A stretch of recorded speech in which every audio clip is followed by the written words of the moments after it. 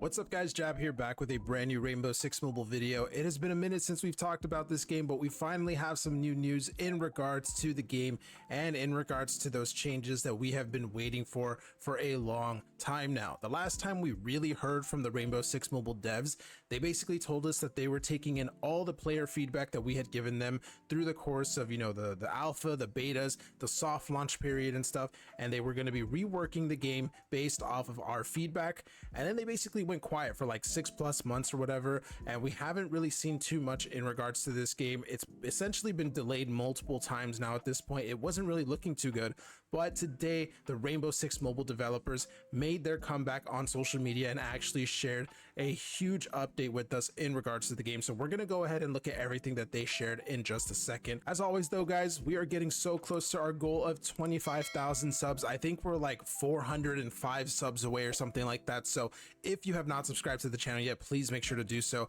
I bring you guys the latest mobile gaming news in regards to shooters, RPGs, things like that. So if you're interested in that, then make sure you go ahead and subscribe. But yeah, anyway, here is the post that they went ahead and posted on the official Rainbow Six Mobile Discord, by the way, or sorry, Twitter, by the way. And they basically said, hey operators, after a long pause, we're back and ready to resume Rainbow Six Mobile soft launch, and it comes with many new features and improvements. Read about all the new updates and testing phases in our news article. So they went ahead and shared this news article, so to speak, on the official Reddit, and we're going to go ahead and look at that here now. Basically says, hello operators, since our decision in March to pause the rollout of new territories and content, we have worked to enhance key elements based on the community feedback and create new features for Rainbow Six Mobile. Over the past months, we've made great progress and can finally share a quick update with you. First, we have fully reviewed Rainbow Six Mobile and made major changes within our game, from the economy system to the artistic direction, including new game features that were requested by the community. More on this to come soon. So before we even go any further, this is huge right here. They have gone ahead and made, like they said, major changes to the artistic direction, new game features, and to the economy system. I think this is going to be huge because some of the biggest complaints that I have seen from the community in regards to Rainbow Six Mobile have centered around that artistic direction and have centered around the actual gameplay. And the fact that they focused on this and made major changes, that's going to be a really, really good thing to see. It also says we've also improved server performance and addressed bugs to ensure optimal gameplay across a wider range of mobile devices. Our goal is for players to experience Rainbow Six Mobile with high FPS and graphics settings. Again, another major huge thing. They've gone ahead and improved that server performance. That was one of the most annoying things to deal with Rainbow Six Mobile. If you had like a high enough ping, it would just kick you out of matches sometimes. And even if it didn't kick you out, you usually had high ping anyway. So it was just really annoying to try and play, especially if you were outside of the soft launch regions. I even saw some people in the regions still having server issues. So that is something that it's going to be really nice to see if they did fix. And then on top of that, again, address bugs to ensure optimal gameplay. They also mentioned, increasing the wider range of mobile devices and stuff. That to me tells me that they optimized the game, which is of course very, very good, especially because this is like an esports title, and esports titles are supposed to be playable on a huge amount of devices so that the most amount of people can play. So that's also going to be a really, really good thing. Moving forward, they also shared a little bit of a sort of roadmap almost as to what we can expect from here going into the worldwide release. So it says, road to the worldwide release. With the arrival of several new impactful features and significant improvements, we've implemented 3 phases of testing. Each phase is designed to assess and validate the changes, and we will not progress to the next phase before the test is considered successful and our expectations met. This is especially important for us to not only bring you an amazing tactical experience, but to also ensure smooth gameplay. So phase 1 is going to be technical test. The first phase involves a technical test. We want to technically test all the new features and changes we have brought to the game. We also monitor the reactivity of our team to determine how quickly and effectively we can not only respond to issues as they arise, but also monitor issues. We have plans to track errors and crashes to deliver an optimal performance. So they are really focusing in on the technicality of the game. Like they really want this game to not be buggy, to not be crashing. And if these things do happen, they have a plan to monitor these things and address them as quickly as possible. That is going to be really, really good.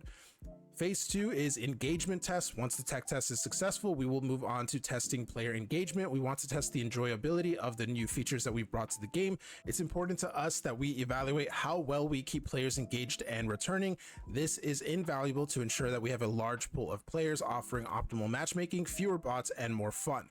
Again, another major thing. They're going to be making sure that people aren't just leaving matches in the middle of a match, making it so that all of us have to deal with that, making it so that we don't have, we have longer queue times to find real players, less bots, things like that. They're going to be making sure that they're keeping players engaged in the middle of matches, and so that this game is fun. I remember actually with Area F2, that was one thing that they mentioned when they actually shut down. They said that one of the things that they were going to be evaluating was the fact that a large amount of players were basically leaving in the middle of their matches because the game was too hard for them. So that's something that maybe these people, the Rainbow Six Mobile dev team, is probably, they're basically not wanting to happen with Rainbow Six Mobile. They're trying to get ahead of that before it actually becomes a major problem. And then we move on to phase 3, which is transitioning to the global launch. With the success of the engagement test phase, we will begin the final phase, making any necessary adjustments before transitioning to worldwide launch. These include deployment of data centers around the world, final balancing within the game, and closing any bugs discovered from the previous phases. We'll then submit the final game build to Apple and Google in preparation for worldwide rollout.